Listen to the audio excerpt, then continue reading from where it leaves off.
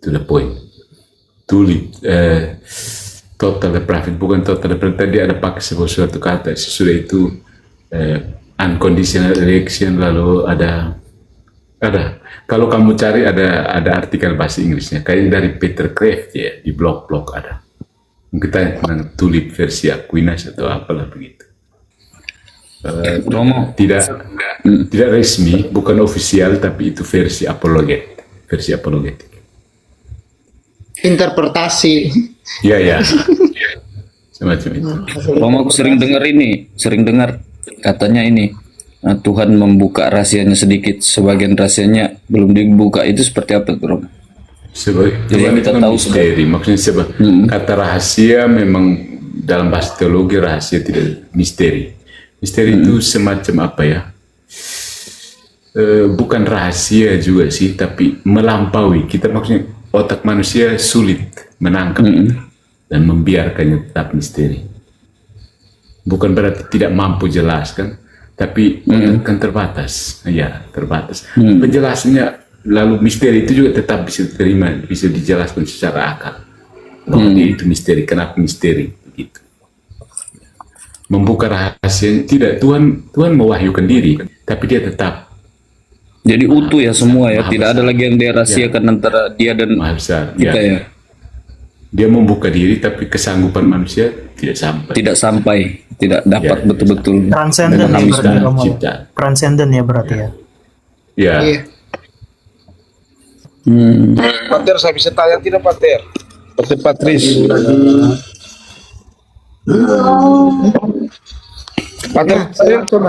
Pater kemarin baru dari Maumere ya?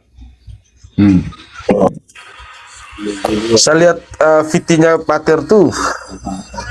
Pater, saya mau tanya soal yang terjadi di Flores ini, kan banyak perkawinan yang cerai. Terus kita ini kan masih bujang ya, Pater.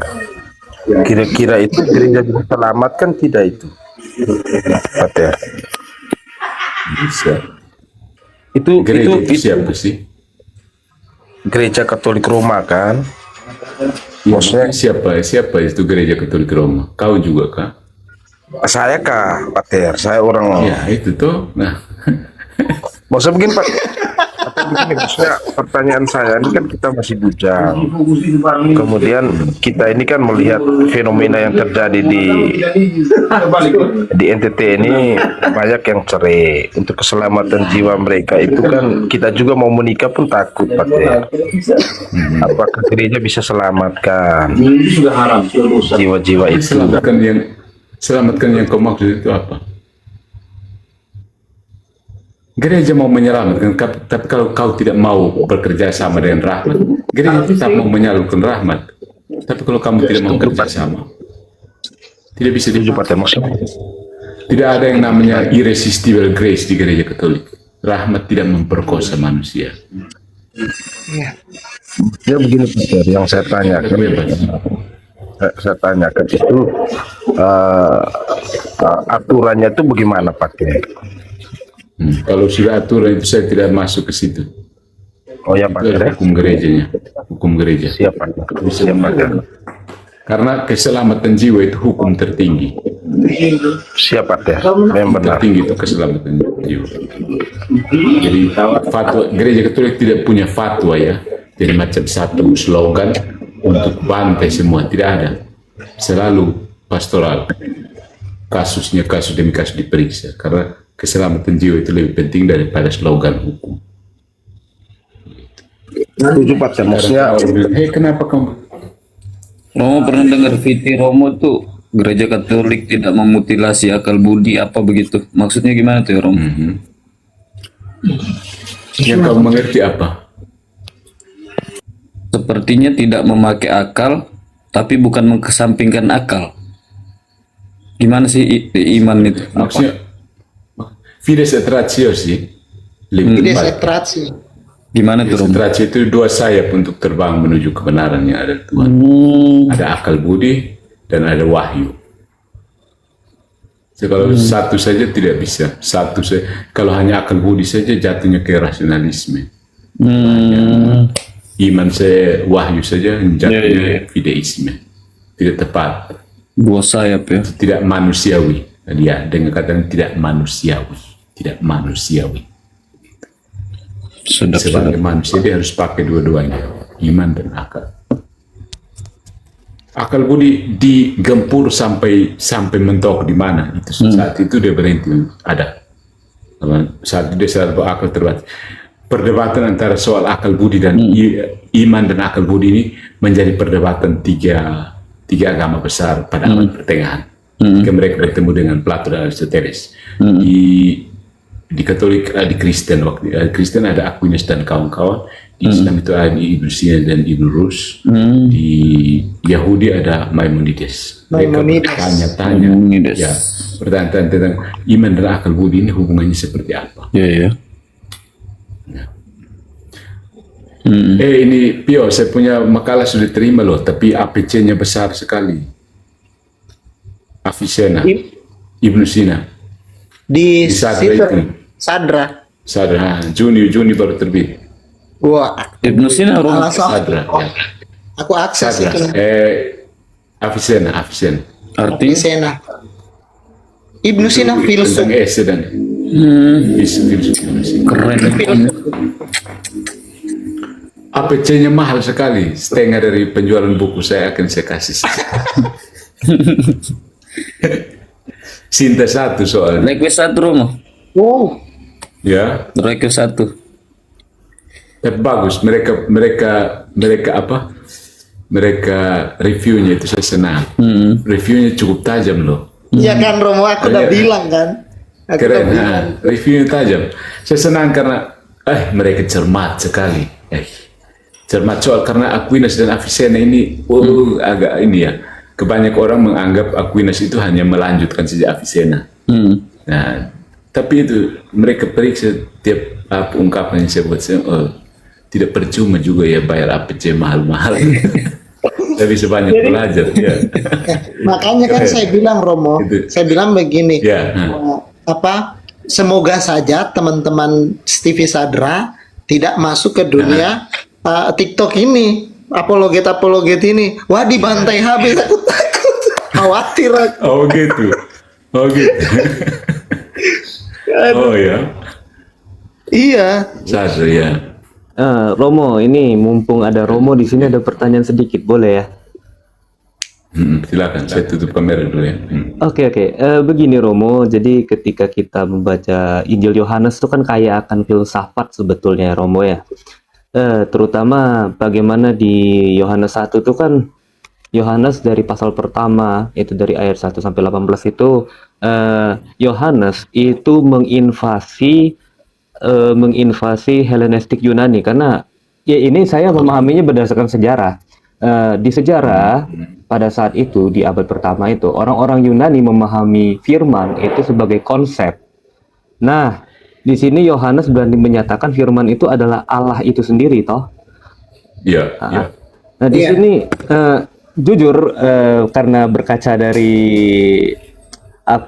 masukan dari Paman Pio kemarin filsafat itu penting, maka di sini yang saya pertanyakan itu filsafatnya dari Injil Yohanes terutama di pasal 1 yang sampai 18 itu bagaimana Romo? Ini supaya saya memahami juga gitu secara filsafat begitu Romo. Iya, sebenarnya itu bukti inkarnasional kan.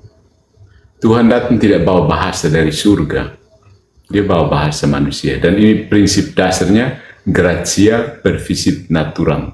Jadi kalau dalam kasus Yohanes ini filsafat yang diambilnya itu adalah natura, kodrat, apa yang diupayakan oleh manusia.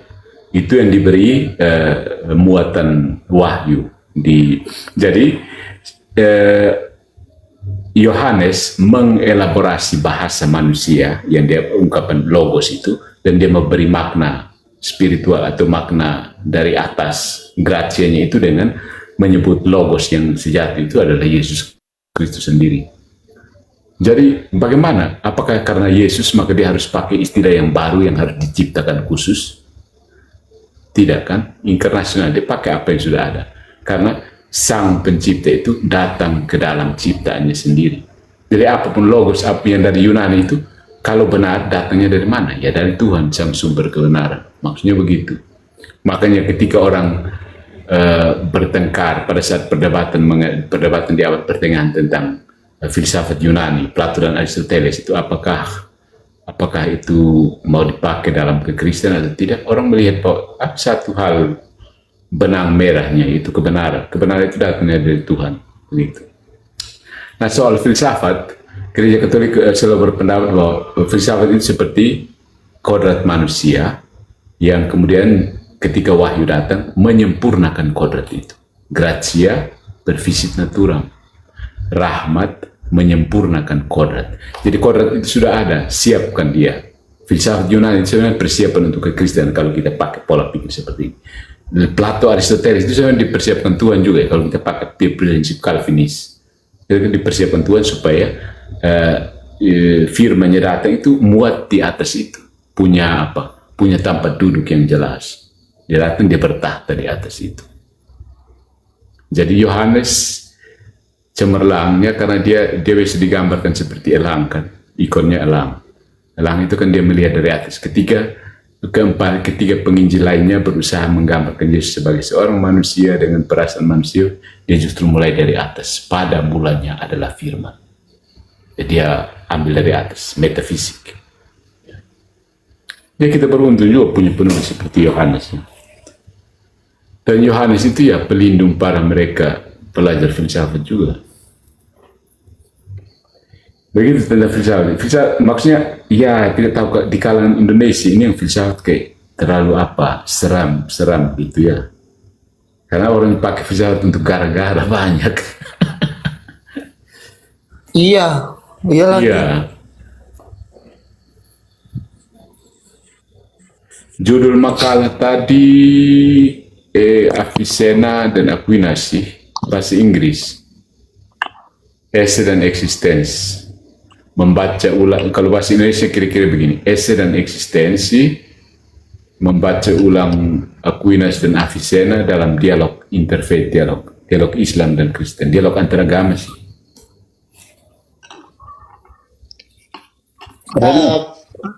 Sebentar momen salib ya, bentar. Ya, Itu sangat aku mungkin karena ini Romo ya, aku itu banyak terpengaruh dengan mereka ya di itu TV Sadra sana ya, karena tongkronganku anak-anak itu tongkronganku anak-anak itu kan beberapa memang sudah jadi ini di situ kan gitu. Jadi kayak menurut aku ya, mereka objektif, sangat objektif. Begitu dalam melihat ini. Makanya aku bilang begini, kalian berdoa saja semoga teman-teman dari TV Sadra itu nggak turun gunung begitu untuk kemudian. Yes, hebat dari mereka cara review artikel saya itu orang. Berarti mereka apa maksudnya? Mereka bukan berarti mereka istilahnya apa ya? Maksudnya komitmen dari filsafat. Mereka benar-benar mau mengabdi filsafat. Bagus mereka bimbing untuk reviewnya. Dan mereka terima dan minta bayar dulu. Bayar kalau karena itu Romo mungkin nanti akan ini juga diakses juga kan. Karena kan mereka kerjasama kan itu dengan kalau tidak salah atau ada beberapa kampus di Iran. Iya betul. Saya lihat. Nanti akan dibedah juga di sana masalahnya itu. Iya betul. Apalagi kan ya bahasa Inggris kan dia terbuka open. Iya akan dibedah di sana. Tuh. Kayak contohnya itu Romo. Contohnya Yuval Noah Harari. Bukunya itu kan. Iya. Bukunya itu sebelum menyebarkan dibedah dulu di sana. Oh ya, keren juga ya. Dibantai di sana dulu yang Homo Deus, Sapiens kalau tidak salah itu. Homo sapiens, itu dibantai di sana dulu. Sampai aku itu punya catatan soal konklusi. Gua punya poin-poin dari perdiskusian itu gitu. Oh, iya. Karena kami sama-sama membedah pada saat itu. Oh gitu. Oh bagus. TV Sadra. Oke, aku mau pamit dulu ya, sudah jam 12 ini. Terima kasih. Oke, siap Bang. Oke, siap. Ya Romo. Oke Romo. Oke, Kalau bye-bye. kalau bisa sedikit Romo. Apalagi? Udah. Singkat. Itu Tritunggal sama dengan itu Kak Romo dalam RT6 itu yang asma, sifat dan zat. No, itu kalau Yesus Kristus. Mm-mm. Asmaul Husna. Mm-mm. 99 nama Yesus, 99 nama Tuhan. Mm-mm. Itu gelar Tuhan sih. Itu nama Tuhan. Mm. Beda ya? Asmaul ya. Iya, Asmaul Husna. Asmaul Husna. Itu nama-nama Tuhan. Sang apalah sang ini. Itu bukan Tritunggal, itu gelar ke apa? Nomina Sacra kalau tidak salah ya, Nomina Sacra. Ya. Gitu. Tidak, nomina sacra ada, itu tetragram yang tidak boleh disebut sembarang, tapi saksi Yehova dong. Oh iya. Iya. Siap. Itu tidak pernah muncul dalam liturgi, baik dalam liturgi Yahudi maupun liturgi Kristen, orang tidak pernah sebut. Tetragram namanya, nama suci. Nah itu orang pakai yang Asmaul Husna itu. Sifat Kayak Allahnya, nah sifat-sifat dan zat ya. Jadi sifatnya sama dengan nama. Tuhan itu kan sang kebaikan, kan? Baik kebaikan. Ya. Apa beda ya dalam Dia punya nama sendiri maha suci, tidak pernah disebut. Iya. Mereka itu contohnya. Kalau orang Yahudi kalau baca dan sampai di tulisan mereka akan sebut Elohim, kemudian diterjemah ke bahasa Latin Dominus, Dominus ya. dan ke dalam bahasa Inggris God. Diganti. Ya diganti sebutan. Dan dalam liturgi Katolik sampai sekarang tidak pakai dengan tetragram itu tidak pakai. Tapi yang kurang ajar itu yang saksi Yehova. Kurang ajar sekali mereka itu tapi yang buatkan bunyi Yehova itu orang pastor dari Spanyol, imam Katolik. Dia mengapakan kembali tetragram itu untuk kepentingan studi kan, dan mereka ambil untuk jadi kepentingan nama denom mereka lagi. Oke, itu saja ya. Siap, terima kasih banyak Romo Salvi. Oke, Romo. Oke, bye. Assalamualaikum.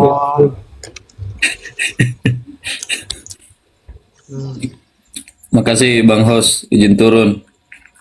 Oke. Bang Bia semuanya.